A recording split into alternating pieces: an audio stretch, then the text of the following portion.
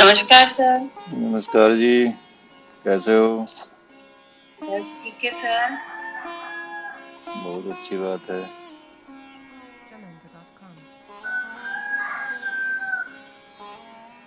Sir मुर्गा बोल रहा है कहीं पर। हाँ, यहाँ एकदम थोड़ा जंगल में हूँ ना। अच्छा, आप चले गए सर? हाँ, मैं चला गया हूँ। अच्छा, ठीक है। तो ये लोनावला में हूँ। जी सर, बढ़िया है सर। ये बोलेगा ही पूरे पूरे टाइम में। पर इतना बात सुनाई दिया सर। आजकल पहले मुर्गे इतना बोलते थे, अब तो नहीं होते जगह जगह। हाँ, अब नहीं होते। यहाँ तो पाले हुए है ना, जी सर। मुर्गे, गाय सब पली हुई है।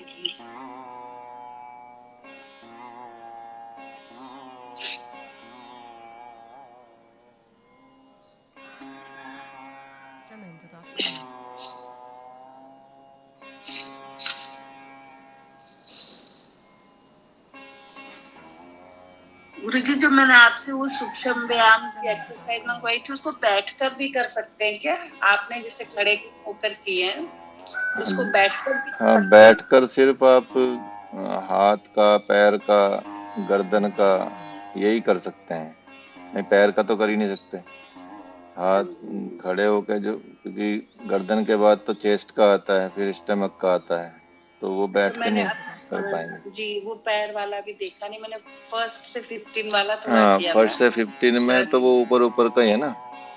वो बैठ के कर सकते हैं तो। हाँ, वो बैठ के कर सकते हो अगर दिक्कत जी होती है तो। जी नहीं तो खड़े होकर भी कर सकते हो। बीच में थोड़ा रेस्ट कर लो, बैठ जाओ, जी फिर जी खड़े हो जाओ, फिर बैठ जाओ। 5-5 करके भी कर सकते हो। 50-48 है वो। जी तो जी आप जी हाँ जी, मैंने 10-10 देखा का था। सेट बना लो। 10 कर लिया, फिर 10 कर लिया, फिर 10 कर लिया, फिर 10, ऐसे 5 बार कर सकते जी हो। 10 के बीच में 2 मिनट का गैप कर लीजिए। जी तो ऐसे भी आप उसको कर सकते हैं। जी गुरुजी।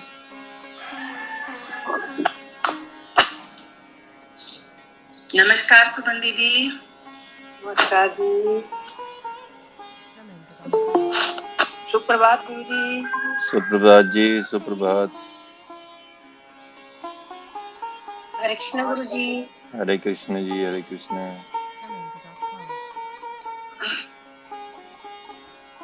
हाँ, बढ़िया। मैं आपसे पूछना चाह रही थी जी। कि कभी आप जब इतनी यात्राएं करते हैं, कभी कैलाश मानसरोवर की यात्रा भी करवाइए। हम तो कहीं की भी यात्रा बड़ी करा इच्छा देंगे। है। कहीं की भी यात्रा करा देंगे। वहां तो बल्कि परिचितों का आश्रम है ये। बहुत इच्छा है मेरी, बहुत इच्छा है, एक जीवन में एक बार। अच्छा अच्छा। बहुत कम उम्र से इच्छा थी, बस अब तो बूढ़ी हो गई। चल मतलब अभी भी मैं सोचती हूँ कि चली जाऊं तो अच्छा है इस टाइम, नहीं तो आगे बहुत मुश्किल हो जाएगी। हाँ, नहीं, अभी तो जल्दी में जाना चाहिए फिर आपको। हाँ जी, तो आप लोगों के साथ ही हो सकेगी, ऐसे नहीं हो सकती है?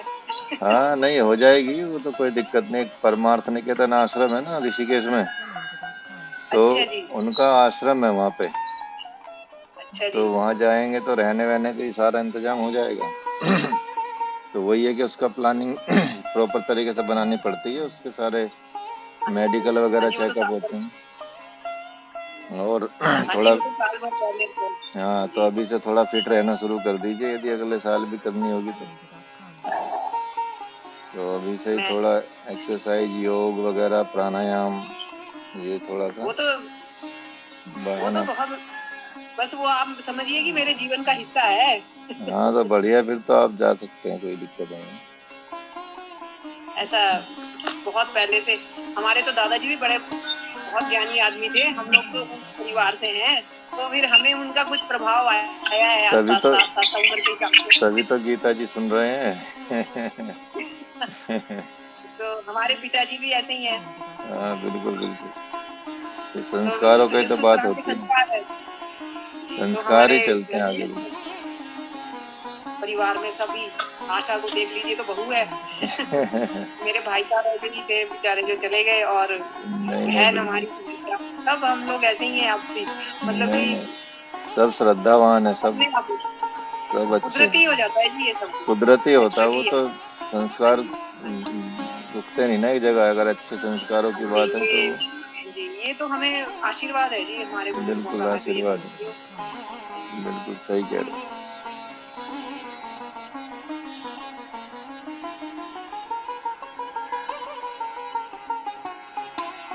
चलिए शुरू करते हैं, तब तक अगर बीच में कोई आएंगे जुड़ते जाएंगे।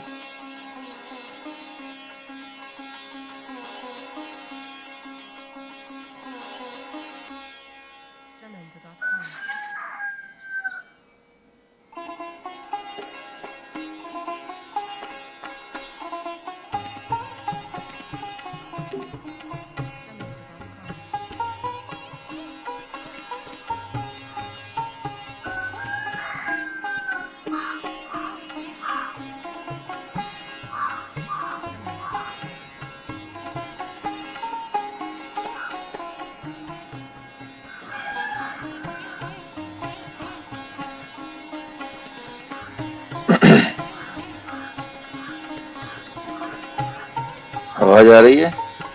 फिर कनेक्ट हुआ?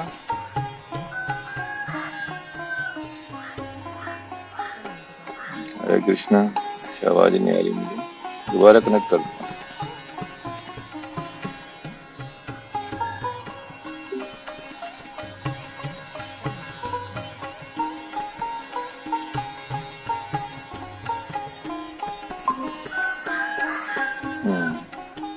अब आ रही है आवाज?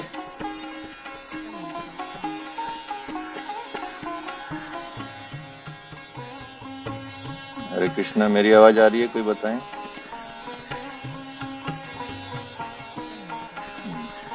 आवाज आ रही है अब?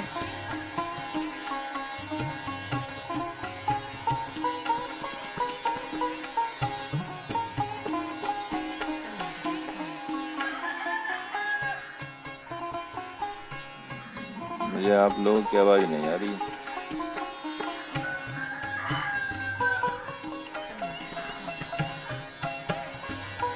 एक बार दोबारा मैं कनेक्ट कर रहा हूँ, थोड़ा सिग्नल करता हूँ दोबारा।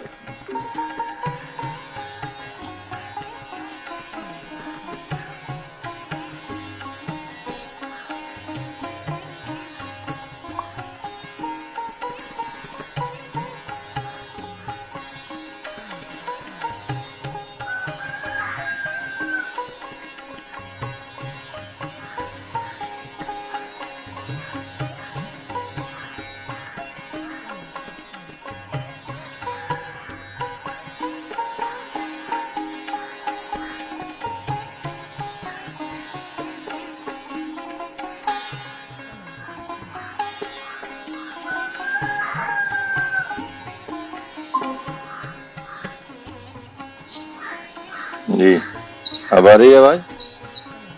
हाँ जी। हाँ, थोड़ा यहाँ सिग्नल की हल्की सी प्रॉब्लम रहेगी, तो अगर बीच में डिस्कनेक्ट होता है तो मैं कर दूंगा दोबारा कनेक्ट, ठीक है? अच्छा जी, थोड़ा जंगल है ना, बिल्कुल एकदम पूरे जंगल में। चलिए सीधे बैठ जाइए। गुरु ब्रह्मा गुरु विष्णु गुरु देव महेश्वरा, ये मंत्र पढ़ेंगे। इनहेल। गुरुर्ब्रह्मा गुरुर्विष्णु गुरुर्देवो महेश्वरा, गुरुर्साक्षात् परं ब्रह्म, तस्मै श्री गुरुवे नमः। ध्यानमूलं गुरुर्मूर्ति, पूजामूलं गुरुपदम्, मंत्रमूलं गुरुवाक्यं, मोक्षमूलं गुरुकृपा। ओम शांति शांति शांति। हरे कृष्णा एवरीवन। हरे कृष्णा गुरु जी। ठीक है, चलिए शुरू करते हैं। भगवान इंद्रियों के विषय में बता रहे थे और अभी 28वें श्लोक से शुरू करते हैं, अध्याय 4। यहाँ पे अगर बीच में कट भी हो जाता है तो ये रिकॉर्डिंग भी मिल जाएगी। अगर थोड़ा बीच बीच में अगर वॉइस भी जाती है तो वो रिकॉर्ड कर ही रहा हूँ मैं। तो यहाँ भगवान अगले मंत्र में कहते हैं कि द्रव्य यज्ञास्तुपो यज्ञ योग यज्ञास्तथा परे स्वाध्याय ज्ञान यज्ञाश यतः संसिद्धो व्रतः। भगवान यहाँ बता रहे हैं कि हे पार्थ, कुछ योगी जो लोग होते हैं वो द्रव्य यज्ञ करते हैं, और कुछ जो होते हैं वो तप यज्ञ करते हैं, और कुछ अष्टांग योग को अपनाते हैं, और कुछ सन्यासी जन या यति जन तीक्ष्ण व्रतों के द्वारा स्वाध्याय में या ज्ञान यज्ञ करते हैं। तो वे ज्ञान निष्ठा से संपन्न होकर कालांतर में इन्हीं यज्ञों के द्वारा ज्ञान रूप होते देखे जाते हैं। तो सबको ज्ञान प्राप्ति करने का अलग अलग साधन भगवान यहाँ बता रहे हैं कि सब अपने अपने हिसाब से जिसका जिसमें मन लगता है, जो व्यक्ति जिसके लिए मतलब तैयार करता है अपने आप को, उसी प्रकार का यज्ञ वो करता है। कुछ द्रव्य यज्ञ करते हैं, कुछ तप करके यज्ञ करते हैं, कुछ योग करके यज्ञ करते हैं, और कुछ तीक्ष्ण व्रतों का जैसे भूखे रहना या एक पैर पे खड़े हो जाना, इस टाइप के भी यज्ञ करते हैं कुछ लोग, और कुछ स्वाध्याय में ज्ञान यज्ञ करते हैं। तो इसी तरह से करते करते वो ज्ञान निष्ठा से संपन्न हो जाते हैं और बाद में वो ज्ञान रूप होते हुए देखे जाते हैं। द्रव्य यज्ञ यहाँ पे बड़ी अच्छी बातें हैं, अभी उसमें आएगी अभी इस वाले मंत्र के एक्सप्लेनेशन में, कि भगवान जब भगवत प्राप्ति के संसाधनों में प्रभु ने धन के दान को संपूर्ण साधन माना। यहाँ भगवान बता रहे हैं कि जो द्रव्य यज्ञ है, जिससे आप द्रव्य मतलब जो धन दौलत है या कह सकते हैं पैसा है या धन है, तो प्रभु ने क्या माना इसको, भगवत प्राप्ति के संसाधनों में प्रभु ने धन के दान को संपूर्ण साधन मान लिया। और यह एक विलक्षण बात है। बहुत से साधकों और भक्तों ने एकमात्र धन दान से ही अपने तन को, मन को, वचन को, हृदय को पवित्र करके भगवान को प्रसन्न कर दिया। इसलिए जब भी आप चाहे किसी को 1 रुपया दें, चाहे किसी को 10 रुपये दान में दें, चाहे पंडित जी को बुला के दक्षिणा दें, यज्ञ कराएं, उसमें हवमन सामग्री अच्छी प्रकार से, घी अच्छा प्रकार से लाएं, खरीदें, तो सब में धन लगता है। यदि वो पवित्र भावना के साथ, यदि तन से, मन से, वचन से, हृदय से पूरा पवित्र करके यदि आप 1 रुपया भी दान देते हैं, तो उसको आपको कितनी संतुष्टि मिलती है ये आप स्वयं जानते हैं। तो यहाँ भगवान यही बता रहे हैं कि इस तरीके से भी लोगों ने, बहुत से लोगों ने, साधकों ने, भक्तों ने इस धन दान से ही भगवान को प्रसन्न कर लिया। तो जैसे महात्मा राजा बलि थे, तो राजा बलि की आपने स्टोरी सुनी, तो उन्हीं साधकों में से एक थे। ऐसे होते, उन्होंने क्या किया, भगवत प्राप्ति के साधन में धन दान को ही अपने लिए सर्वश्रेष्ठ साधन माना और जाना। इसका मतलब ये है कि यदि किसी को कुछ भी नहीं आता, भाई भगवान ने तो सारे रास्ते बताए हैं, भगवान ने ऐसा नहीं बताया कि जिसके पास धन नहीं है तो वो नहीं कर सकता। उन्होंने तप बता दिया, अष्टांग योग बता दिया, या और भी बहुत सारे साधन भगवान ने बताए हैं भगवान प्राप्ति के लिए। ये सिर्फ उनके लिए है। सपोज कोई किसी भी प्रवृत्ति का व्यक्ति है और यदि वो धन दान शुरू कर देता, दान शुरू कर देता देना, तो उसके पुराने पाप भी मिटते चले जाते हैं और नए पुण्य उसके बढ़ते चले जाते हैं। तो इसलिए भगवान यहाँ एक उदाहरण दे रहे हैं कि जैसे राजा बलि थे, और राजा बलि ऐसी साधकों में से एक थे क्योंकि वो तो राक्षस थे और वो असुर थे, तो उन्होंने भगवत प्राप्ति के साधनों में धन दान को ही अपने लिए सर्वश्रेष्ठ साधन माना और जाना। साधकों के अपने अपने भगवत प्राप्ति की निष्ठा के साधन होते हैं, सबके अपने अपने होते हैं। मतलब किसी का कुछ होता है, किसी का पूजा पाठ होता है, किसी की यात्रा होती है, तीर्थों की यात्रा करना, जैसे अभी बता रहे थे, तो अभी वो तीर्थों की यात्रा की इच्छा जैसे जागृत है, तो वो यात्रा करके भी आप जगह जगह के मैंने इतने ज्योतिर्लिंग कर लिए हैं, मैंने इन जगहों पे चली गई हूँ, चला गया हूँ, तो उससे भी आपके अंदर बड़ी श्रद्धा और भगवान आपकी भक्ति को देखता है, समझता है। तो इतने सारे साधन बताए हैं। तो भगवत प्राप्ति की निष्ठा के अपने अपने साधन होते हैं। तो रावण ने तो भगवत प्राप्ति का साधन क्या माना? अपने आप को भगवान से मरवाना ही मान लिया। उसने सोचा था कि अब तो मैं निष्काम जप तप योग तो कर ही नहीं सकता, क्योंकि मैं तो काम ही हूँ, और उस तरह का जप तप भी करता हूँ तो मैं तो किसी कामनावश करता हूँ। लेकिन यदि मैं भगवान के हाथों मर जाता हूँ तो मुझे मुक्ति मिल जाएगी। तो उसने सोचा कि अब क्यों ना भगवान के हाथों मर के अब तक के जितने भी मैंने पाप किए हैं उनका प्रायश्चित कर लेता हूँ और सामीप्य मुक्ति भी प्राप्त कर लेता हूँ। सामीप्य मुक्ति मतलब ये होती है कि जब आप गुरु के समीप रहते हैं, भगवान के समीप रहते हैं और भगवान डांटते फटकारते हैं, तो वो सारा सामीप्य मुक्ति में आ जाता है कि समीप रह के जितने भी आप डांट सुने वो उसमें मुक्ति आपकी हो जाती है। यदि गुरु डांटता है तो आपके भले के लिए डांटता है, यदि कोई और डांटता है, जो माता पिता होते हैं वो आपके भले के लिए डांटते हैं, तो वो जो मुक्ति बोली जाती है वो सामीप्य मुक्ति बोली जाती है। तो सभी जानते ही हैं कि ऐसा ही हुआ, भगवान ने उनको उनका वध करके उनको मुक्ति प्रदान कर दी।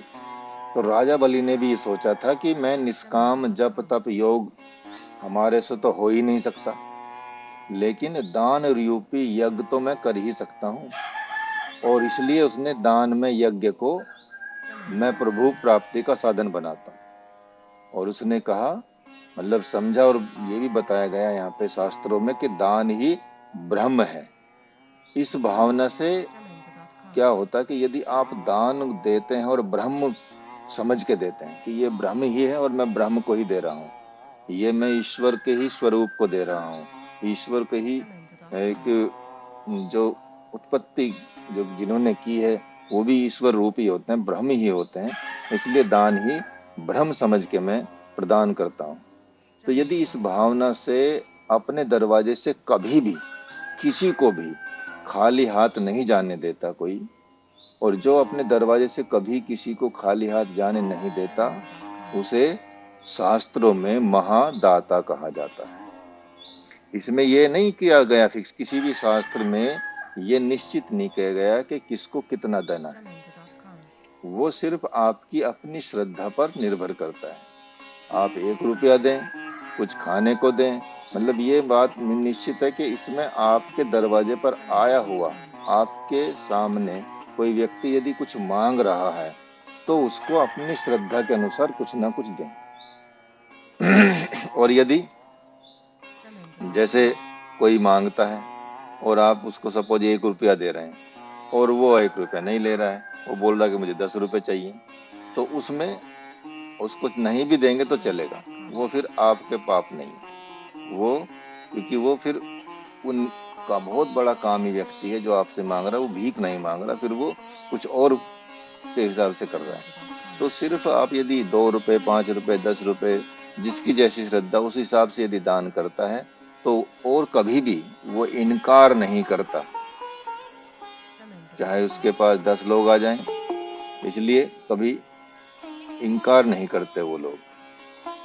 ठीक है, तो ऐसे लोग क्या होता है कि वो महादाता कहे जाते हैं, उनमें वो चीजें आ जाती हैं। तो यहाँ समझ सकते हैं कि जो भी अपने आए हुए अपने घर पे अपने सामने उपस्थित हुए किसी व्यक्ति को, किसी भिखारी को या किसी भी जो मांगने वाला है उसको यदि कुछ भी देता है तो उसको महादाता कहते हैं, क्योंकि कभी भी उसने ऐसी बहुत सारे लोग रखते हैं, मतलब जितने भी भक्त लोग होते हैं वो अपनी गाड़ियों में भी कॉइन का एक डब्बा रखते हैं, सिक्कों का एक डब्बा रखते हैं, खुले पैसों का, छुट्टे पैसों का एक डब्बा रखते हैं कि ठीक है दे दो। उससे ये नहीं कि उसको आप 10 रुपए दें 50 रुपए दें, उतने की जरूरत नहीं है, 1 रुपया दें वही बहुत है। ठीक है, 5 रुपए दें वही बहुत है। तो वो भगवान शास्त्रों में यही बताते हैं। तो इसलिए सब देखते हैं कि संत अपने पास जब आता है कोई, जब भी आप किसी संत के पास जाएंगे तो भक्तों को कुछ देकर ही भेजता है, प्रसाद जरूर देता है अपने हाथ से कि ये लेके जाओ। कभी अगर आप किसी संत के पास जाते हैं, और रियल में जो संत होते हैं वो कभी भी अपने पास से किसी भक्त को खाली हाथ भेजते ही नहीं।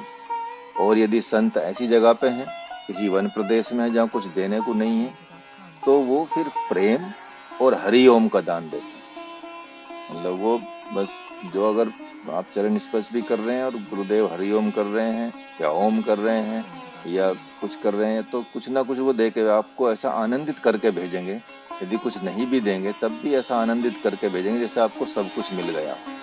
तो उसी प्रकार जिस सदगृहस्थ भगवत के दरवाजे से कोई खाली हाथ नहीं लौटता, ये बड़ी गूढ़ बात आने वाली है यहाँ पे, कि जिस सदगृहस्थ, किसी भी सदगृहस्थ के भगवत भक्त के दरवाजे से कोई खाली हाथ नहीं लौटता, वैसे महादाता के पास कभी भगवान ही मांगने आ जाते हैं।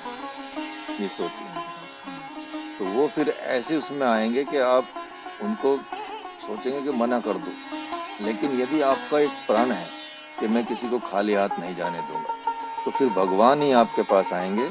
जैसे महात्मा बलि ने इतना दान दिया, उसने सोचा कि अन्न में और शरीर में तो अंतर है ही नहीं, अन्न तो अन्न है ही, शरीर को भी मैं अन्न मानता हूँ। और शरीर का उपार्जन जो करता है, जिसने उपजाया है शरीर को, उसके लिए अन्न प्राण है। और शरीर का जिसने उपार्जन किया, उसके लिए शरीर प्राण हो जाता है। इस न्याय से तो जिस शरीर को मैं अपना मानता हूँ वह भगवान का उपार्जन किया हुआ है, भगवान का उपजाया हुआ है। अतः यह शरीर भगवान का अन्न है। अवश्य मेरे दरवाजे पे कभी न कभी इन्हीं मांगने वालों में से भगवान भी कभी मांगने आ जाएंगे। तो उसने इसलिए दान देना शुरू किया, दान देता रहा। ऐसा कभी नहीं हुआ, इतने बड़े बड़े दानी हुए हैं तो वो दान देते रहे। उस महात्मा ने यजमान, ब्राह्मणों, ब्रह्मचारियों को दक्षिणा से, याचकों को मुंह मांगे दान और प्रजा को प्रसाद से इतना संतुष्ट किया कि उसी दान रूपी भगवान से भगवान ही ब्रह्मचारी के वेश में उसके दरवाजे पर याचक बनकर आए। जब प्रभु के मांगने पर महात्मा बलि ने एक पग धरती के रूप में संपूर्ण पृथ्वी रूपी अन्न को ही दान कर दिया, और दूसरे पग में अपने स्वर्ग लोक रूपी अन्न को ही दान कर दिया, और जब दूसरे पग में अंतरिक्ष से पाताल को भी प्रभु ने नाप लिया, तब प्रभु के द्वारा ऐसा पूछने पर कि तीसरे पग के रूप में क्या देते हो, तो 2 पग तो, क्योंकि उन्होंने तो 3 पग जमीन मांगी, 3 पग मांगी, तो एक पग में पूरी पृथ्वी को नाप लिया, एक पग में पूरे अंतरिक्ष और स्वर्गलोक को नाप लिया, अब तीसरा पग बचा, तीसरे पग के लिए तो कुछ था ही नहीं। तो उसने कहा, बलि ने, कि हे प्रभु, यह शरीर भी आपका ही उपजाया हुआ है, अतः आपके लिए अन्न है, अब मैं इसी को देता हूँ।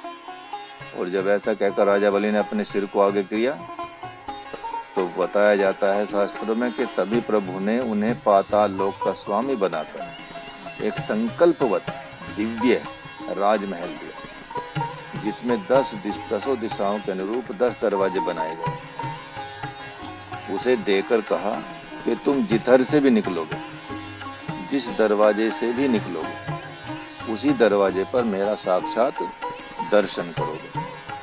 और इस प्रकार ब्रह्मकर्ता के द्वारा जो क्रिया की जाती है, उसका फल ब्रह्म ही होता, स्वर्ग नहीं होता। और स्वर्ग तो जहाँ ब्रह्म रहता है वहाँ वास करता ही करता है, लेकिन उसकी आत्मा स्वर्ग न होकर ब्रह्म ही हो जाती है। स्वर्ग तो उसके लिए छोटी चीज हो जाती है, फिर उसके लिए वो सब ब्रह्म ही ब्रह्म, ईश्वर का ही रूप दिखाई देने लगता है। तो राजा बलि आज भी किम पुरुष प्रदेश में वास करते हैं, जो उनका पाताल लोक कहा जाता है। इसलिए आपने सुना होगा कि कुछ लोग इस धरती पे आज भी चिरंजीवी कहे जाते हैं। वे चिरंजीवी महात्मा जिस दिशा में गमन करते हैं, सर्वप्रथम भगवान का ही दर्शन करते हैं। इसका मतलब, इसका तात्पर्य यह है कि यह शरीर भी 10 दरवाजों वाला एक दिव्य महल कहा जाता है और वे 10 इंद्रियों के द्वारा ब्रह्म की ही अनुभूति करते हैं। इसलिए किष्किंधा कांड श्री रामचरितमानस में लिखा भी है कि जिमी इंद्रिय गण उपजे ज्ञान, अर्थात ब्रह्म प्राप्ति के उपरांत आंख ज्ञान में हृदय हो जाती है, ज्ञान में हो जाती है, कान ज्ञान में हो जाता है, नाक, जीव्या, हाथ, पांव, शिश्न, गुदा आदि सभी इंद्रियां ज्ञान में हो जाती है, मन, बुद्धि, चित्त सभी ज्ञान में हो जाते हैं। कहाँ तक कहा जाए, सारी वृत्तियां ज्ञान में हो जाती हैं। कान से जो शब्द सुनाई पड़ेगा वह उसके लिए ब्रह्मनाद हो जाता है। जो रूप दिखाई पड़ता है वह ब्रह्म रूप हो जाता है। जिह्वा से के द्वारा पाए जाने वाले सारे के सारे रस ब्रह्म रस हो जाते हैं। ऐसा इसको समझा जाता है। तो जब इतना हो जाता है कोई भी व्यक्ति, तो उसके लिए सब ब्रह्म फिर ज्यादा दूर नहीं रहता, बल्कि वो ब्रह्म ही कंप्लीटली हो जाता है। तो राजा, जैसे राजा बलि हैं, आज भी वो मतलब उनको चिरंजीव वरदान भी मिला और आज भी वो मतलब इन पुरुष प्रदेश में अपना राज करते हैं। ऐसे ही मार्कंडेय हैं, परशुराम हैं, विभीषण हैं, हनुमान हैं, वेदव्यास हैं, कृपाचार्य हैं, अश्वत्थामा हैं, ये सब चिरंजीवी कहे जाते हैं। जिस प्रकार हनुमान जी के अंग अंग में भगवान बैठे हैं, उसी प्रकार राजा बलि के 10 इंद्रियों में भगवान बैठे। वे जब चाहें तब इस शरीर को प्रभु दर्शन कर छोड़ सकते हैं। द्रव्य यज्ञ, फिर भगवान इसमें और आगे व्याख्या करते हैं कि इस आख्या के द्वारा तो आप सबको जान ही लेना चाहिए कि आप सबका शरीर भगवान के द्वारा ही उपार्जित किए जाने के कारण से उसके लिए अन्न ही। अतः भले ही आप भगवान को इस शरीर रूपी अन्न को सर्वथा ना दे पाए तो भी कोई बात नहीं। इस शरीर से अन्न का उपार्जन कर कम से कम 10% ही सही, लेकिन दान देने का स्वभाव तो बनावे। और दरवाजे पर आए हुए संत रूपी अग्नि को, ब्रह्मचारी रूपी अग्नि को, ब्राह्मण रूपी अग्नि को, याचक रूपी अग्नि को, अतिथि रूपी अग्नि को और आकाशाचारी पशु पक्षी रूपी अग्नि को निराश न जाने। जब ये शरीर भगवान के द्वारा उपजाया हुआ है, तो इस शरीर से जो आप उपार्जन करते हैं, इस शरीर से जो उपजाते हैं, इस शरीर से जो कमाते हैं, उस कमाए हुए का 10% यदि आप देते हैं तो भगवान उसी में संतुष्ट हो जाते हैं। तो वो यदि आप संत को दे रहे हैं तो सीधा भगवान को जा रहा है, ब्रह्मचारी रूपी अग्नि को दे रहे हैं तो सीधा भगवान को जा रहा है, ये समझ के चलिए। ब्राह्मण रूपी अग्नि को दे रहे हैं तो भगवान को जा रहा है। याचक जो मांग रहा है उसको दे रहे हैं तो वो फिर सीधा अग्नि को जा रहा है, मतलब भगवान को जा रहा है। ये आहुति है, ये आहुति जैसे दे रहे हैं आप। यदि आप फिजिकली यज्ञ नहीं कर सकते तो द्रव्य यज्ञ कर सकते हैं। द्रव्य यज्ञ का मतलब जहाँ भी आपको लगे कि कोई आपके सामने याचक है, पशु पक्षी हैं, उनकी सेवा, उनको चारा डालना, उनको बाहर दाना डालना, ये सब एक तरह से द्रव्य यज्ञ भगवान ने यहाँ बताए हैं। तो आप सभी देखते हैं कि शरीर रूपी अन्न तो आप सबके नहीं चाहने पर भी भगवान काल रूप बनकर तो ले ही जाता है। इस शरीर को तो भगवान ले ही जाएगा, लेकिन भगवान आपके लिए काल बनकर नहीं बल्कि अमृत बनकर आता है जब आप महादाता हो। इसके लिए आप दान देने का स्वभाव बनाएं, कतराएं नहीं, अभी से दान देने की तैयारी करें, जिससे जब शरीर रूपी अन्न को भगवान मांगने आए तो उसको सहर से दे दिया जाए। तो यहाँ भगवान ने दान की, यज्ञ दान की, द्रव्य दान की महिमा का व्याख्यान किया है। तो कितना ज्यादा भगवान को प्रिय है इस तरह की चीजें, और जिससे भगवान प्राप्ति की जा सकती है, और जिसमें आपका कुछ भी नहीं बिगड़ेगा, बल्कि बहुत इजी आपके लिए भगवान ने बता दिया है कि केवल अगर आप 10,000 रुपये कमाते हैं तो 1,000 रुपये दान दे दीजिए, रख दीजिए और उनको डिवाइड कर दीजिए कि अच्छा 1,000 में से 100 रुपये संतों को देने हैं, 5 रुपये गाय को देने हैं, 1 रुपया मतलब 100 रुपये इसको देने हैं, 500 रुपये इसको देने हैं। इस तरह से आप डिवाइड करके दे सकते हैं, ठीक है। और यदि रखेंगे तो आप पे बहुत कभी भी भारी नहीं पड़ेगी वो चीज़। तो यहाँ इसीलिए बता रहे हैं, इतने सारे यज्ञों की बात भगवान ने बताई है, लेकिन इसको भी लोगों ने, बड़े बड़े लोगों ने इसको भी साधन माना है। तो यहाँ तपो यज्ञास्तथा परे, कितने ही साधक भगवान की प्रसन्नता के निमित्त तप रूपी अग्नि में अपने शरीर रूपी भविष्य की आहुति दे देते हैं। जैसे भक्त ध्रुव और भगवती पार्वती आदि ने इसी तप रूपी अग्नि में अपने शरीर रूपी भविष्य की आहुति दे दी। परिणाम क्या फल हुआ? उन्हें भगवान ही मिल गए। यद्यपि वे सगुण उपासक भक्त थे, जबकि निर्गुण उपासकों भी तप यज्ञ को स्वीकार करते हैं। तो निर्गुण उपासक भी, निराकार उपासक भी तप यज्ञ को स्वीकार करते हैं और सगुण उपासक भी। तो आप देखेंगे कि छोड़िए, अगर मान लिया आपके पास पैसा नहीं है, आप धन नहीं है, यदि कमा रहे हैं तो है ही, इसका मतलब निश्चित है कि आप यदि 100 रुपये भी कमा रहे हैं तो 10 रुपये आप दे सकते हैं। और यदि मान लिया आपके पास पैसे ही नहीं, आप एकदम जंगल में चले गए हैं, तो आप तप करके भी भगवान को प्राप्त कर सकते हैं। जैसे भक्त ध्रुव ने किया, जैसे भगवती पार्वती ने किया, इस तरह से भी आप कर सकते हैं। तो योग यज्ञास्तथा परे, कुछ ऐसे भी साधक होते हैं जो ज्ञान में स्थित होकर अष्टांग योग को धारण करते हैं। योग शब्द भी बहुवचन है। इस मंत्र में द्रव्य यज्ञ, तप यज्ञ के साथ साथ स्वतंत्र रूप से योग यज्ञ की बात की गई।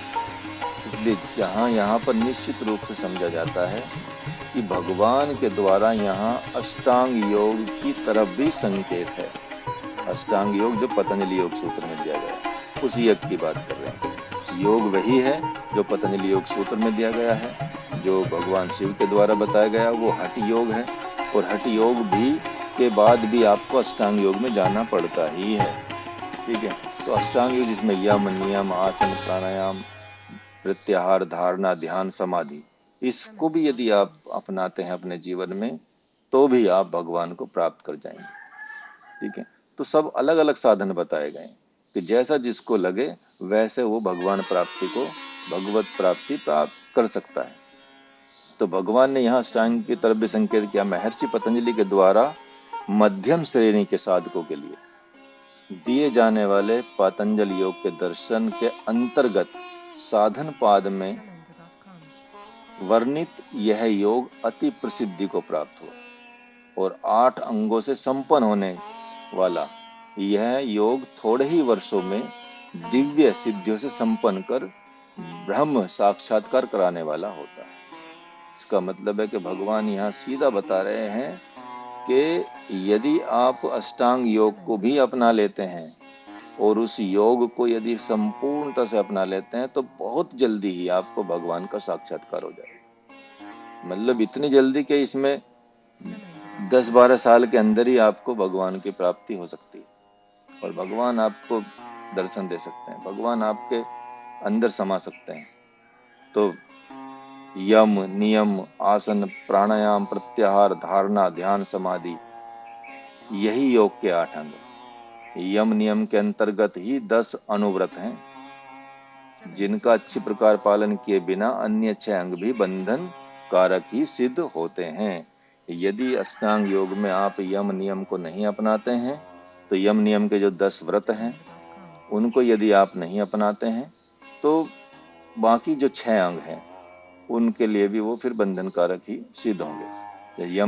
यम नियम का पालन करने से अन्य अंग जितने भी हैं जहां चेतन समाधि की तरफ ले जाते हैं, जो महत बुद्धि चित्त शुद्धि कराकर ज्ञान देने वाले होते हैं, वहीं यम नियम का भली भांति अनुष्ठान नहीं करने से अन्य अंग जड़ समाधि की तरफ ले जाकर अज्ञान का हेतु बनकर थोड़े ही समय के लिए सिद्धि देने वाले होते हैं। जैसे बाकी चीजें कर लोगे आप, लेकिन यदि आसन से भी सिद्धि मिलती है, आसन की सिद्धि मिल जाएगी, प्राणायाम की सिद्धि मिल जाएगी, बाकी प्रत्याहार की सिद्धि मिल जाएगी, ध्यान, धारणा, समाधि सब मिल जाएगी। लेकिन यदि आपने उसको यम नियम को फॉलो नहीं किया है तो फिर आपको वो अज्ञान की तरफ ले जाएगी। फिर आपके अंदर घमंड आ जाएगा, फिर आपके अंदर ऐसी विचारधारा पनप जाएगी कि आपको लगेगा कि आप ही बस ईश्वर बन गए हैं और आप जो चाहें वो कर सकते हैं।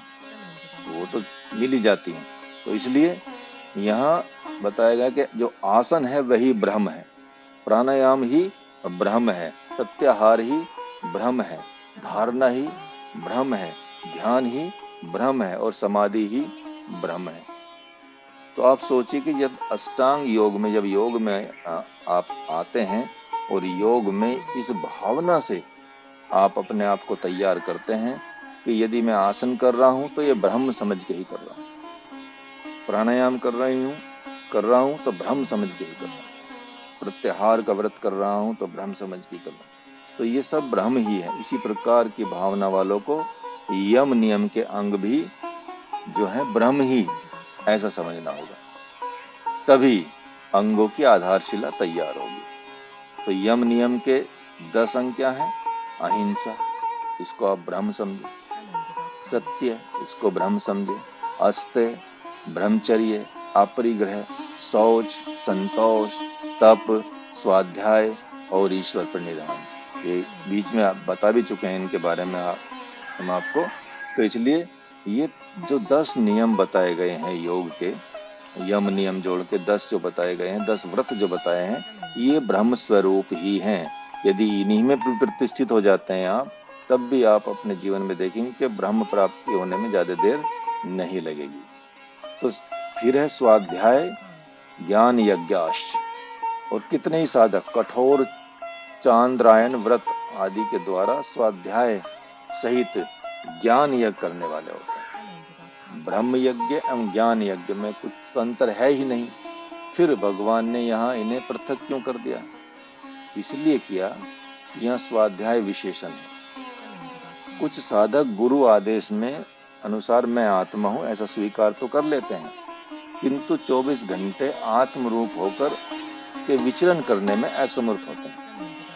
तो वे सदगुरु आश्रम में रहकर कठोर तप और त्याग के साथ सदगुरु या गुरु के आदेश अनुसार आध्यात्मिक ग्रंथों का भी, जैसे गीता, उपनिषद, योग वशिष्ठ, जो भी आध्यात्मिक ग्रंथ हैं, उनका सुबह से शाम तक स्वाध्याय पाठ करते हैं और संध्याओं में अपने स्वरूप का ध्यान कर रात्रि में दिन के किए गए स्वाध्याय का भी चिंतन करते हैं। जो आपने दिन में स्वाध्याय किया, आप उसका रात्रि में चिंतन करें।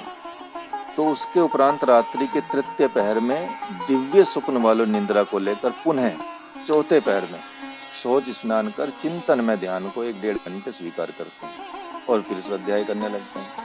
तो वो स्वाध्याय से ही भगवान की प्राप्ति कर लेते हैं। तो ज्ञान योगी साधक के लिए यतः संसित व्रतः विशेषण भी दिया गया। क्यों? क्योंकि ज्ञान योगी को सर्वप्रथम निद्रा पर विजय प्राप्त करनी होती है, अतः उसके लिए अति सूक्ष्म हल्का आहार करते हुए चंद्रायन व्रत के साथ स्वाध्याय करने का विधान किया गया। तो चंद्रायन व्रत क्या है?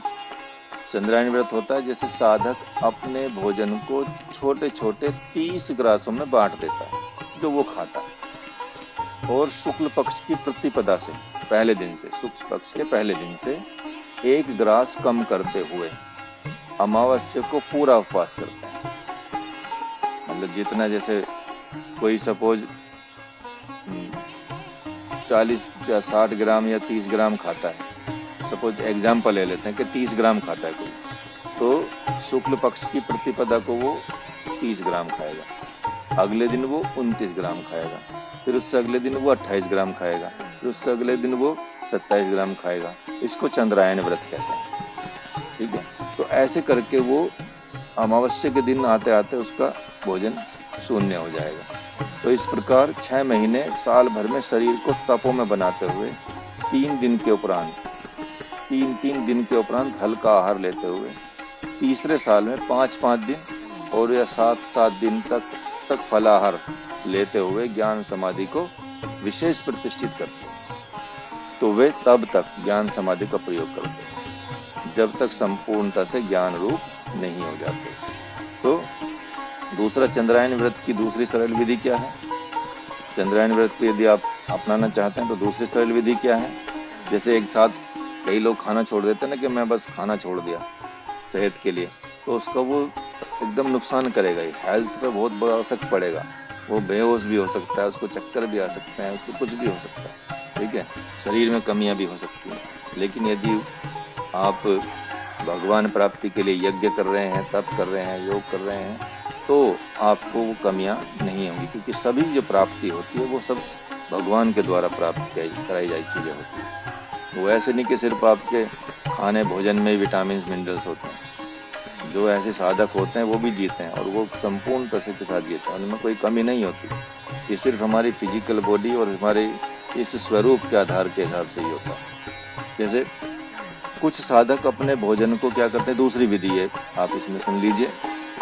तो दूसरी विधि क्या है कि कुछ साधक अपने भोजन को 15 ग्रासों में बांट देते हैं और तथा शुक्ल पक्ष की प्रतिपदा से एक एक ग्रास कम करते हुए पूर्णिमा को 24 घंटे उपवास करते हैं तथा कृष्ण पक्ष की प्रतिपदा से एक एक ग्रास बढ़ाते हुए अमावस्या तक 15 ग्रास यानी पूरा भोजन कर लेते हैं। तो 15 दिन घटाते हैं, फिर 15 दिन उसी तरह से बढ़ाते हैं। एक ये विधि है। एक ये विधि के पूरा कम करते जाएंगे, फिर एक विधि है कि एक घटेगा और फिर बढ़ेगा। तो इस तरह से जैसे जैसे जैसे मन, शरीर, इंद्रियां तपों में होती जाती हैं, वैसे वैसे अन्न से साग सब्जी पर उतर आते हैं और साग सब्जी तथा फल फूल ही खाने लगते हैं। और साग सब्जी को भी 24 घंटे में 2 बार से 1 बार पे ले आते हैं, फिर 5-6 महीने में हर तीसरे दिन 1 बार ले आते हैं। साल भर होते होते हर चौथे रोज 1 बार साग सब्जी या फल फूल खाते हैं। फिर भूख लगने पर ही हल्का आहार या फलाहार लेते हैं। उस अवस्था में लगभग स्वाध्याय एकमात्र चिंतन में बदल जाता है। और फिर तो कभी ऐसा भी समय आता है कि आज आम्र अनशन भी कर बैठते हैं, अर्थात प्रतिज्ञा कर लेते हैं कि जब तक आत्मशक्ति से संपन्न मैं अपने आत्मरूप में प्रतिष्ठित नहीं हो जाता, तब तक जल के सिवा कुछ ग्रहण ही नहीं करूंगा। तो विशेष क्या कहना, यह तो साधक जब स्वाध्याय में ज्ञान यज्ञ में भली भांति प्रतिष्ठित होता रहता है तो अपने आप उसे प्रेरणा प्राप्त होती है, कहती है जब तक क्या करना चाहिए। यदि कोई साधक जल्दबाजी न करे तो कुछ ही सालों में अपने स्वरूप में प्रतिष्ठित हो जाता है। आप सोचिए, इतना बड़ा व्रत बता दिया है भगवान ने कि जिससे आप भगवान को प्राप्त कर सकते हैं। और जब इतने बड़े व्रत की बात आती है तो यहाँ देखेंगे इस विधि के द्वारा, इसका मतलब भगवान बता रहे हैं कि यदि आपको अध्ययन करना है, यदि किसी घर में बच्चे हैं और शिक्षक भी हैं और पेरेंट्स भी हैं और वो सब अध्ययन करना चाहते हैं, स्वाध्याय करना चाहते हैं किसी भी सब्जेक्ट का, किसी भी अपने विषयों का, जिससे समाज में आप पैसा भी कमा सकते हैं, उसके लिए आपको हल्का भोजन करना होता है, उसके लिए कम भोजन करना होता है, उसके लिए स्वाध्याय करके फिर रात को चिंतन करना होता है, फिर भगवान का ध्यान भी करना होता है, मेडिटेशन भी करनी होती है। तो उससे पूरा चिंतन में हो जाता है आपका सिस्टम और कुछ भी जो आपने सीखा वो बाहर नहीं निकल पाता। इसलिए भोजन का यहाँ बहुत बड़ा रोल दिया गया है। और थोड़ा कम भोजन करेंगे तो आपका शरीर हल्का रहेगा और हल्का रहने के साथ साथ आपका शरीर ज्ञान में, तप में हो जाता है, जिससे आप जो भी करते हैं उसमें बड़ा अच्छा ही परिणाम प्राप्त होने लगता है। तो यहाँ इतने बड़े गूढ़ रहस्य यहाँ पे आप देखते हैं कि भगवत गीता में कितने गूढ़ रहस्य खुलते जा रहे हैं कि यदि कोई साधक धैर्य एवं कुशलता के साथ पहले ही दिन से अखंड 12 घंटे स्वाध्याय में ज्ञान यज्ञ करना चाहे तो उसके लिए भी यही नियम है कि सुबह 4 बजे से 5 बजे तक शौच, स्नान आदि से निवृत्त होकर 5 से 7 या 12-15 नाड़ी शोधन के साथ, नाड़ी शोधन प्राणायाम की बात हो रही है, पहले 5 बजे उठो।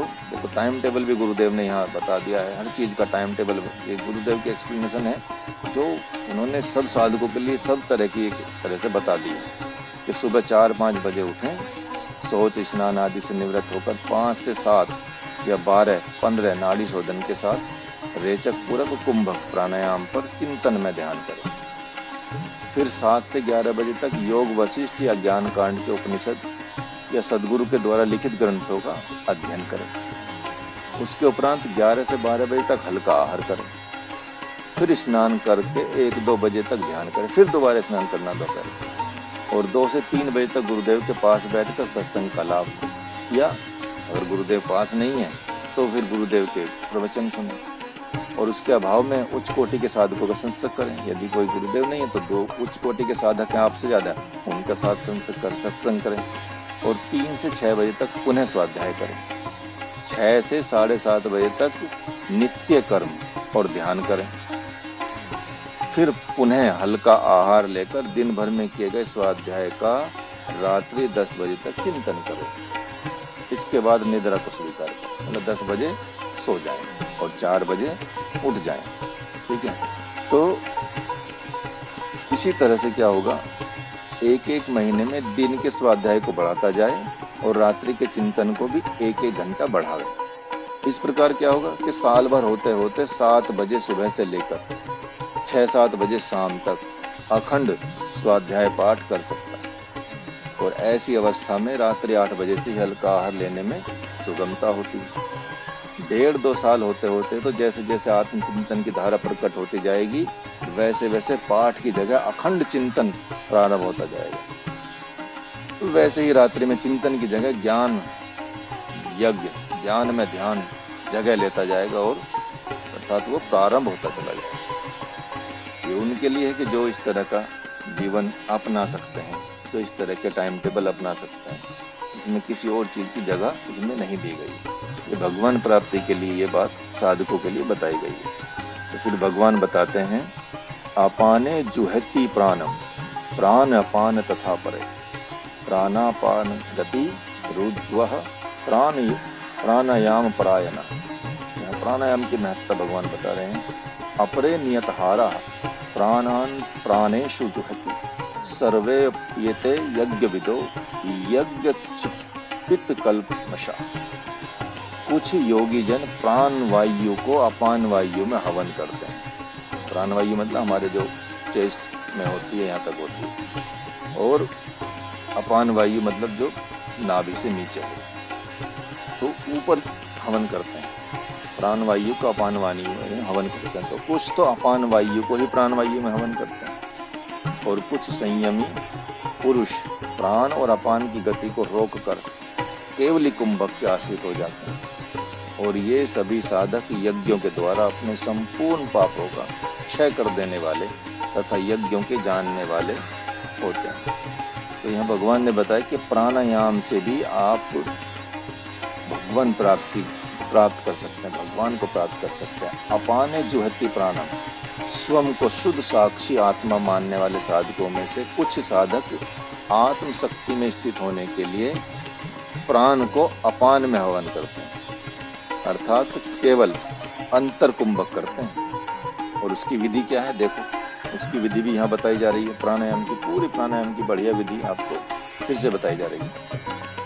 जब नाड़ी शोधन प्राणायाम करते करते दोनों स्वर ध्यान के लिए बैठते ही 5 मिनट के अंदर खुल जाएं, तब बाहर की वायु को भीतर गुदा तक भर लें, इतना भर लें कि वो नीचे गुदा तक चली जाए, और भ्रकुटी में मन को केंद्रित कर लें।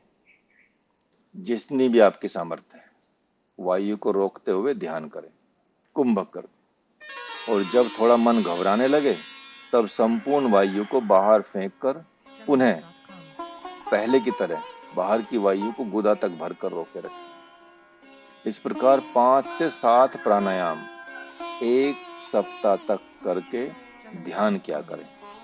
समझ गए? मतलब इनहेल करें, इनहेल करके पूरा उसको गुदा तक भर लें, और फिर उसको कुंभक लगा के अंदर रोक लें, और जब आपको घबराहट होने लगे तब उसको प्राण को धीरे धीरे से बाहर निकालें, और फिर दोबारा से वही दोहराएं। तो 5 से 7 बार ऐसा करके ध्यान करें, मेडिटेशन करें, और पुनः इसी तरह से प्रति 7वें दिन 1 प्राणायाम बढ़ाते हुए, पहले 5 किया तो 7 दिन बाद 8 करें, 6 करेंगे, फिर 7 करेंगे, फिर 8 करेंगे। इसी तरह से हर सप्ते 1-1 बढ़ाते जाएं, तो ध्यान भी बढ़ाते रहें जब तक कि कुंडलिनी शक्ति जागृत न हो जाए। लेकिन ये अपने आप नहीं करने लगना, कभी लोग सुने और इसमें सुनते ही आप करने लगे। ये सीखने के बाद करें, और संरक्षण में करें। कुंडलिनी शक्ति जगाना इतना आसान चीज नहीं है, इसलिए जो प्राणायाम विधि बताई गई है उससे कुंडलिनी शक्ति जाग जाएगी। लेकिन आपको ये सारी चीजें इसमें, क्योंकि सिर्फ प्राणायाम की बात नहीं है, उसमें आपका आहार भी अत्यंत शुद्ध होना चाहिए, उसमें आपका पहनावा भी अत्यंत शुद्ध होना चाहिए, उसमें कोई बाहर की वस्तु जो मशीनों के द्वारा, होटल के द्वारा, किसी भी चीजों के द्वारा बनी हुई हो वो ना ग्रहण करें। बहुत सारे नियम मतलब इसमें फॉलो करने पड़ते हैं और वो टूटने नहीं चाहिए किसी भी परिस्थिति में, तब आप जाके थोड़ा आगे बढ़ सकते हैं। अदरवाइज ये सिर्फ विधि बताई जा रही है, ऐसा नहीं कि इससे को करने लगे आप, ठीक है। तो बड़ी मतलब क्योंकि खतरनाक चीज होती है, जैसे कि आपको बताया था मैंने, एक दुबई में हैं डॉक्टर साहब, वो कुंडलिनी जागृत कर रहे थे, गुरु जी के शिष्य ही हैं। अब बड़े योगी हैं, बहुत बड़े मतलब सिद्धि प्राप्त है उनको योग में, ऐसा नहीं कि, लेकिन उनकी भी थोड़ी सी मतलब चूक हो गई कि वो कुंडलिनी उनकी जागने वाली थी और वो बाहर जाके कुछ ऐसा खा के आ गए शादी वगैरह में। अब आके फिर से वो अपने ध्यान करने लगे तो वो पटक मतलब खुद ही उछल उछल के दीवार पे लगने लगे, मतलब काफी घायल हो गए। फिर गुरुदेव को फोन किया उनकी पत्नी ने कि ऐसा हो रहा है, तो गुरुदेव ने फिर कुछ समझाया, फिर उनको हॉस्पिटल ले जाया गया। इतनी ज्यादा समस्या आ जाती है, ठीक है। तो लेकिन बड़े ही साधक और सिद्ध व्यक्ति हैं वो, और इतने ज्यादा मतलब अभी भी बहुत ज्यादा वो गुरुदेव के संग में रहते हैं, ठीक है। तो इसलिए बड़ी जरूरत है कि यदि किसी गुरु के सानिध्य में आप करेंगे तो ही आप इस तरह के करें। तो लगभग 25 से 30 प्राणायाम हो जाने के उपरांत 20-25 दिन तक उतना ही प्राणायाम करते हुए ध्यान करते जाएं, और पुनः जब तक आपके 30 प्राणायाम नहीं होते तब तक ये करते जाएं, और पुनः प्रति सप्ताह एक प्राणायाम बढ़ाना प्रारंभ करें, और लगभग 60 प्राणायाम तक जाकर 1 महीने तक ही उतना ही प्राणायाम करते हुए ध्यान करें। फिर 60 तक कर लें, फिर 1 महीने तक 60 करते रहें, और पुनः प्रति सप्ताह एक प्राणायाम फिर बढ़ाना करें। अब 90 प्राणायाम हो जाएंगे, तो 1 महीने के लिए एक प्राणायाम बढ़ाना बंद कर दें, फिर लगभग 1.25 महीने तक 90 प्राणायाम करते हुए ध्यान करें। उसके उपरांत पुनः प्रति सप्ताह एक प्राणायाम बढ़ाना प्रारंभ करें, और 125 तक ले जाकर प्राणायाम बढ़ाना बंद करें, और 2 महीने तक 125 प्राणायाम करते हुए ध्यान करें। इसी प्रकार 7 दिन में एक प्राणायाम को बढ़ाते हुए ध्यान करते रहें। कोई दिन ऐसा आएगा जिसकी कुंडली शक्ति सहसा वैसे ही प्रकाशित हो जाएगी, जैसे फूंकते फूंकते आग धधक जाती है, अर्थात प्रज्वलित हो जाती है। जब संपूर्णतः से कुंडलिनी शक्ति जागृत हो जाती है, तब नित्य प्रति जितना प्राणायाम करने पर शक्ति जागृत होती है, उतना ही प्राणायाम करके ध्यान में बैठने का प्रयत्न करें। अतः अंत कुंभक प्राणायाम, जिसमें प्राणों को अपान में लीन किया जाता है, पित्त एवं कफ प्रधान प्रकृति वाले साधकों के लिए विशेष सार्थक होता है। ठीक इसके विपरीत प्राण अपान तथा परे, अपान को प्राण में हवन करते हैं तथा गले से नाभि तक की संपूर्ण वायुओं को बाहर फेंककर स्मृति को मन में भ्रकुटी में केंद्रित करके ध्यान मग्न हो जाते हैं। तो प्राणायाम का क्रम पूर्व के प्राणायाम से सर्वथा भिन्न है, जिसकी विधि भी अभी यहाँ आपको बताई जा रही है। ये विधि किसी को बताना नहीं है आपको, जो आप सुन रहे हैं यह रहेगा। तो इसमें वीडियो भी, क्योंकि ये सिर्फ ये मोस्टली में इसका ज़्यादा पॉपुलर प्रचार होता नहीं है, तो लेकिन इसमें फिर भी हम बता रहे हैं कि यदि कोई वैसा भी सुन लेते हैं तो उसको वो अपनाए ना, और सिर्फ विधि जाने और उसके अनुसार करें। तो आप देखेंगे कि जो कुंडलिनी शक्ति जागृत होती है तो कितना टाइम लगता है और कैसे लगता है और कैसे करना होता है, तब कुंडलिनी जागृत होती है। तो प्राण को अपान में का मतलब अंतर कुंभक करना होता है, और अपान को प्राण का मतलब है बाहरी कुंभक करना होता है, नीचे से बाहर खींच के ऊपर प्राण छोड़ना होता है। तो उसकी विधि क्या है कि उदर की संपूर्ण वायु को बाहर फेंक कर मन को भ्रकुटी में केंद्रित कर गुदा का संकुचन करें, मतलब जिसे अश्विनी मुद्रा कहते हैं, या वो भी कर सकते हैं, मूल बंद भी कहते हैं, और गुदा का संकुचन करते रहें। नित्य प्रति 8-10 प्राणायाम के उपरांत गुदा का मुख ऊर्ध्वगामी होकर मूल बंद लग जाएगा। ये मूल बंद लगाने की प्रैक्टिस है। यदि अश्विनी मुद्रा आप करेंगे तो मूल बंद लगाने की ये प्रैक्टिस है। अश्विनी मुद्रा के बारे में योग जो स्टूडेंट रहे हैं उनको समझाया हुआ है। और इसी को बाह्य कुंभक प्राणायाम कहते हैं। और इस बाह्य कुंभक में प्राण वायु को भीतर न रोककर बाहर फेंककर स्तंभन किया जाता है। और यह प्राणायाम विशेष कठिन भी है, क्योंकि बाहर फेंकने के उपरांत प्राणवायु प्रथम चरण में मात्र 20-25 सेकंड रुक पाती है, जबकि अंत कुंभक में प्राणवायु प्रथम चरण में ही 1 मिनट तक रुक जाती है। तो यह 8-10 प्राणायाम से प्रारंभ कर प्रत्येक 5वें दिन एक प्राणायाम बढ़ाते हुए 50 प्राणायाम पर जाकर प्राणायाम बढ़ाना छोड़ दें तथा 1 महीने तक 50 प्राणायाम करते हुए ध्यान करें। और 1 महीने के उपरांत पुनः प्रति 5वें दिन एक प्राणायाम बढ़ाते हुए 90 प्राणायाम पर प्राणायाम को रोके रखें और फिर 1 माह तक 90 प्राणायाम करते हुए ध्यान करें। फिर 125, 150, 250, 200 तक इस प्राणायाम को बढ़ाते हुए ध्यान तब तक करते रहें जब तक कुंडलिनी शक्ति जागृत नहीं हो जाती। और यहाँ एक बात का ध्यान रखें कि दोनों प्राणायामों में किसी की कुंडलिनी शक्ति 50, 60, 70, 80, 90 या 100 तक करते ही जग जाती, तो उनके लिए कोई विशेष प्राणायाम की आवश्यकता नहीं होती। वे उतना ही प्राणायाम नित्य करें जब तक वे ध्यान अवस्था न हो जाए, ध्यानस्थ न हो जाए। अथवा जब कोई नाड़ी शोधन के उपरांत 20-21 कुंभक प्राणायाम करते करते ही ध्यानस्थ हो जाता है, उसके लिए भी विशेष प्राणायाम की आवश्यकता नहीं होती, क्योंकि जो इतने ही प्राणायाम के उपरांत 8, 10 या 12 घंटे ध्यान में बैठ लेता है, उसे तो 100, 200, 300 केवल कुंभक प्राणायाम करने का फल मिल जाता है। तो इसलिए प्रभु ने तीसरे प्राणायाम की तरफ संकेत किया, और वह क्या है? प्राण अपान गति रुद्ध्वा प्राणायाम परायणा, जिसकी विधि का सविस्तार वर्णन जो गुरुदेव करेंगे वो 8वें अध्याय में करेंगे। तो यहाँ सिर्फ इतना आप समझ लीजिए, ध्यान रहे कि प्राणायाम अभ्यासी साधकों को जल नेति और सूत्र नेति को हर रोज करना चाहिए, और 2-3 मिनट नौली भी हर रोज कर लेनी चाहिए। और चौथे दिन बस्ती तथा 7वें दिन नेति, जलधोती, बस्ती, गजकरनी विधि कर लेनी चाहिए। और इतना ही नहीं, प्रारंभिक चरण में 1 महीने में 1 बार संघ प्रक्षालन करना चाहिए तथा 100 की संख्या से प्राणायाम आगे बढ़ने पर प्रति 15वें दिन विधिवत संघ प्रक्षालन और गजकरनी करनी चाहिए। और संघ प्रक्षालन के बाद दिन भर संपूर्ण विश्राम करना चाहिए। और विश्राम का तात्पर्य यह नहीं कि दिन में सोने लगे, हाँ, प्राणायाम ध्यान आदि न करें, रात्रि से प्रारंभ करें। और एक बार और ध्यान दें कि जो 12-12 घंटे, 15-16 घंटे ध्यान में बैठ लेते हैं, उन्हें प्रत्येक 8वें दिन संघ प्रक्षालन करके उस दिन भर विश्राम करना चाहिए। तो ये इतनी सारी विधियां हैं। संघ प्रक्षालन का मतलब पूरी आंतों की सफाई होती है। नेति का मतलब नाक की नस्ल की, जल नेति का मतलब, सूत्र नेति का मतलब यहाँ की, जल धोती का मतलब कि आप कुंजल कर रहे हैं, बस्ती कर रहे हैं, या इस तरह से पूरी अपने शरीर की स्वच्छता। तो ये इन सब चीजों का ध्यान रखना पड़ता है। तो अपरे नियत हारा, कुछ ऐसे साधक होते हैं जो प्राणों को ही प्राण में हवन करते हैं। भीतर का प्राण बाहर के सगुण प्राणों से विशेष स्थूल होता है, अन ही सगुण प्राण है।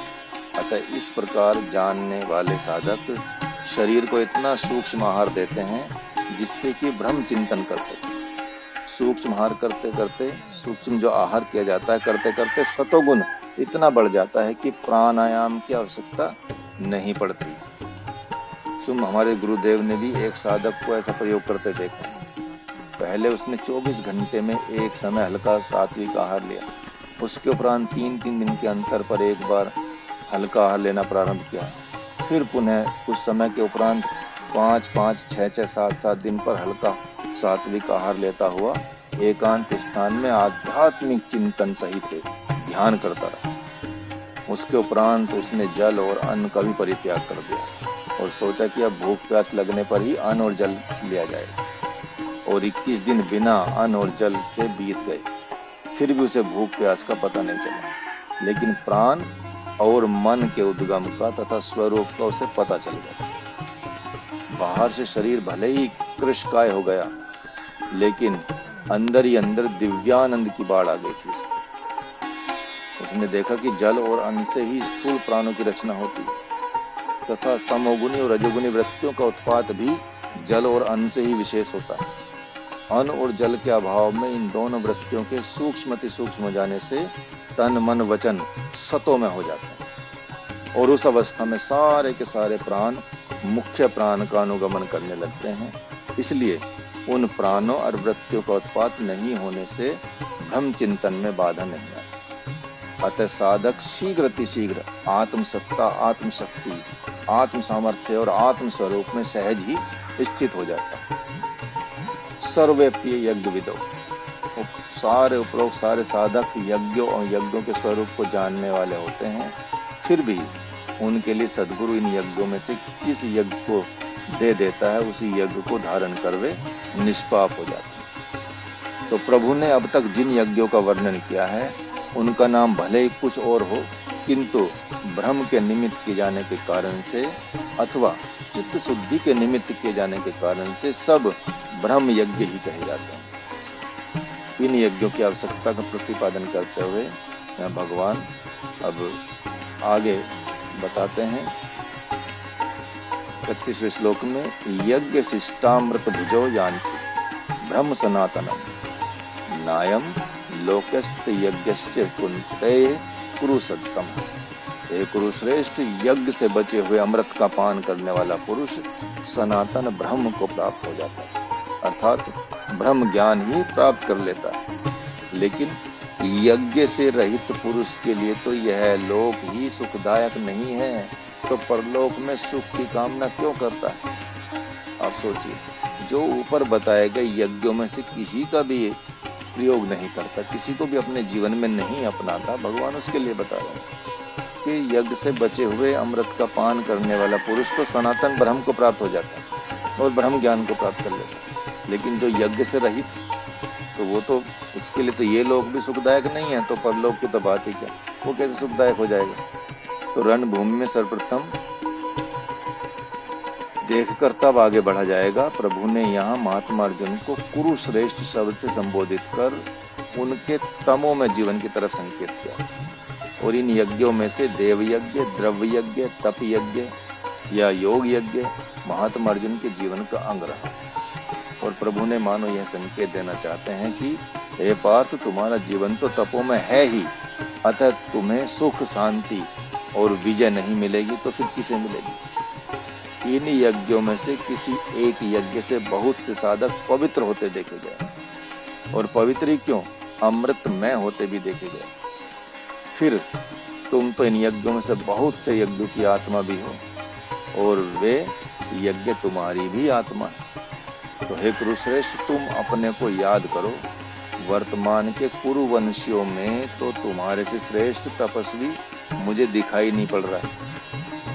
अब तो तूने यह यज्ञ संपन्न कर लिया है, अतः यज्ञ से बचे हुए अर्थात यज्ञ से प्राप्त हुए पृथ्वी के स्वामी पने को, धन धान्य ऐश्वर्य और विभूतियों को ज्ञान रूप होकर जगत हितार्थ स्वीकार करो। तो अब तुम शोक संताप छोड़ो और सर्वतः अमृत का अनुभव करो।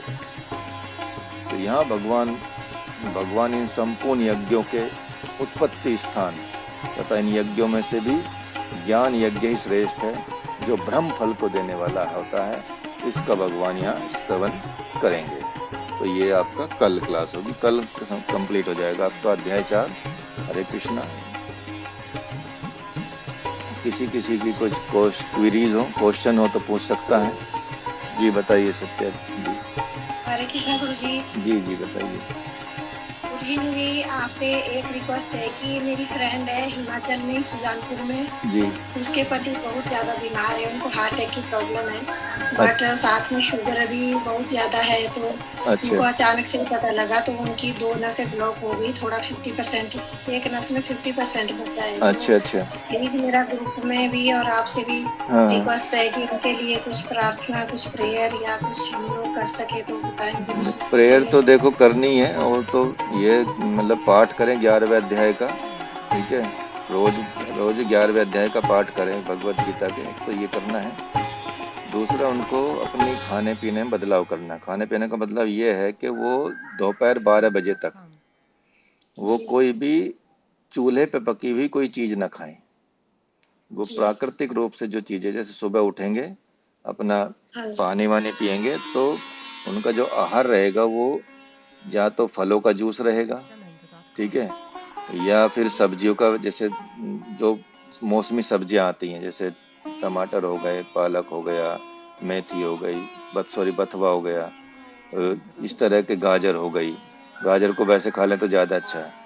और जी, दूध का प्रोडक्ट बिल्कुल बंद कर दें, वो कोई भी दूध का प्रोडक्ट ना लें, चाहे पनीर हो, घी हो, दूध हो। उसकी जगह हम दूध की पूर्ति के लिए उनको एक नारियल को, जो कच्चा जटा नारियल आता है ना, वो वो दिया जाए उनको, ठीक है, सलाद के साथ। सुबह 12 बजे तक वो सलाद खाएं या फल खाएं, सलाद, फल और वो नारियल, एक बिस्किट के जितना बड़ा नारियल का वो टुकड़ा, जो कच्चा नारियल होता है जिसमें जी, निकलता है।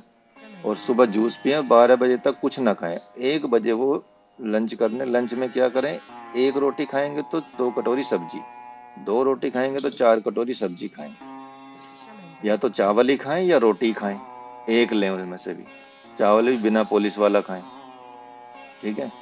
तो जी, इसी तरह से फिर उसके बाद फिर कुछ ना खाएं शाम तक। शाम को वो सूप ले सकते हैं, सहजन का, एक ड्रम स्टिक आती है जो, उसका सूप पिए, या कभी कभी चेंज के लिए वेजिटेबल का सूप पी लें। उसके बाद सीधा वो 8 बजे से पहले लंच डिनर करें। डिनर में भी यही करें कि सब्जी ज्यादा खाएं और रोटी या चावल कम खाएं, लेकिन इनमें से एक ही चीज लें। सिर्फ ठीक है इस जी, दिनचर्या को अपनाएं और प्राणायाम करें, कपाल भाती वगैरह बाबा रामदेव का भी देख के कर सकते हैं। तो इस थोड़ी सी दिनचर्या चेंज करने से उनकी सब ब्लॉकेज भी खत्म हो जाएगी।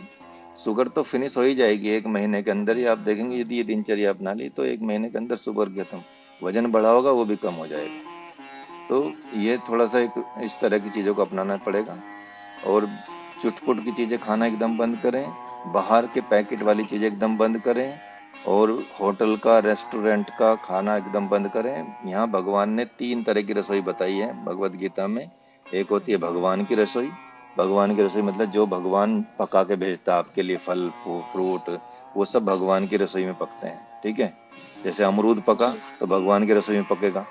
आप तो पका नहीं सकते अमरूद, ठीक है, लेकिन केमिकल लगा के कुछ भी कर ले, लेकिन जो भगवान के द्वारा पकाया जाता है वो भगवान की रसोई होती है। एक मनुष्य की रसोई होती है जो मनुष्य अपने घर में पकाता है। तो ये दो रसोई का तो आप खाना खा सकते हैं।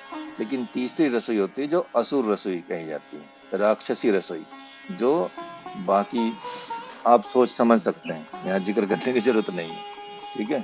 तो